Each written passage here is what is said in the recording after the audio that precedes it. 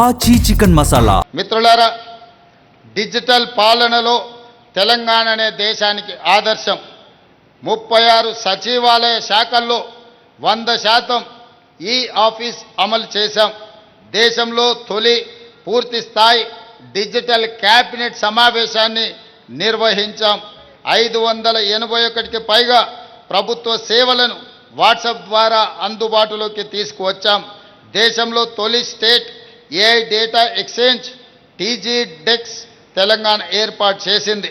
TG fibre ద్వారా Bharat net రెండో దశలో 8,895 గ్రామ పంచాయతీలకు డిజిటల్ కనెక్టివిటీ విస్తరించాం. టీజీ డెక్స్ ద్వారా 21 రంగాల్లో 52 ఏఐ ప్రాజెక్టులకు మద్దతు అందిస్తున్నామని తెలియజేస్తున్నాను. అదేవిధంగా ప్రజల సమస్యలకు మండల స్థాయిలోనే పరిష్కారం చూపించేందుకు ఈ నెల 17వ తేదీ నుంచి రాష్ట్రంలోని అన్ని ఎంపీడీఓ కార్యాలయాల్లో ప్రజావాణిని ప్రారంభిస్తున్నాం. ప్రతి సోమవారం ఈ కార్యక్రమం నిర్వహిస్తాం. త్వరలోనే ఆన్లైన్ ప్రజావాణి పోర్టల్ని ప్రారంభించి రాష్ట్రంలోని ఏ ప్రాంతం నుంచైనా అర్జీలు నమోదు చేసుకునే అవకాశం కల్పిస్తాం. వాటి పరిష్కార పురోగతిని ప్రత్యేక డాష్బోర్డ్ ద్వారా నిరంతరం పర్యవేక్షణ చేయడం జరుగుతుందని తెలియజేస్తున్నాను.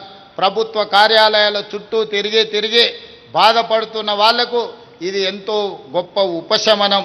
అందుకే ఈరోజు పారదర్శకమైన పరిపాలన ప్రజా ప్రభుత్వంలో అందించడానికి తీవ్రమైన ప్రత్యేకమైన కృషిని ఈ రాష్ట్ర ప్రభుత్వం చేస్తుందని తెలియజేస్తున్నాను.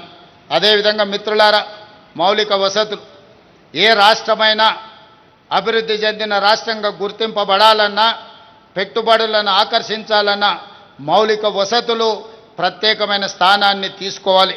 అందుకే మన పోటీ ఇతర రాష్ట్రాలతో కాదు, మన పోటీ తెలంగాణ రాష్ట్రం ప్రపంచంతో పోటీ పడుతుంది. అందుకే ప్రపంచ స్థాయి మౌలిక సదుపాయాలను నిర్మించేందుకు కార్యాచరణ మొదలుపెట్టాం. హైదరాబాద్ చుట్టూ దాదాపు 360 కిలోమీటర్ల రీజనల్ రింగ్ రోడ్డు నిర్మించుకోబోతున్నాం. రాష్ట్ర వ్యాప్తంగా 6,092 కిలోమీటర్ల హ్యామ్ రోడ్లు, రేడియల్ రోడ్లు, హైదరాబాద్ మెట్రో రెండో దశను ముందుకు తీసుకువెళ్తున్నాం. మెట్రో రెండో దశలో 7 కారిడార్లు, 123 కిలోమీటర్ల విస్తరణకు ప్రణాళికలు రూపొందించాం. అదేవిధంగా అంతర్జాతీయ స్థాయిలో గుర్తింపు రావాలి అనంటే ఎయిర్పోర్ట్స్ అత్యంత కీలక పాత్ర పోషిస్తాయి. దానికోసమే వరంగల్ జిల్లాలో మామ్నూర్ విమానాశ్రయాన్ని పునరుద్ధరిస్తున్నాం. ఆదిలాబాదులో జాయింట్ యూజ్ ఎయిర్ఫీల్డ్ని అభివృద్ధి చేస్తున్నాం.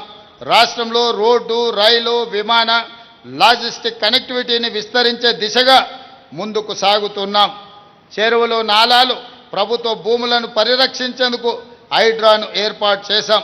బతుకమ్మ కుంట, నల్ల చెరువు సహా పలు చెరువులను పునరుద్ధరించడం ద్వారా ప్రజలకు అందుబాటులోకి తీసుకొచ్చి లేక్ ఎకానమీని అభివృద్ధి చేసి మహిళా సంఘాలకు అందించడానికి రాష్ట్ర ప్రభుత్వం ప్రయత్నం చేస్తున్నదని తెలియజేయడానికి నేను సంతోషిస్తున్నాను.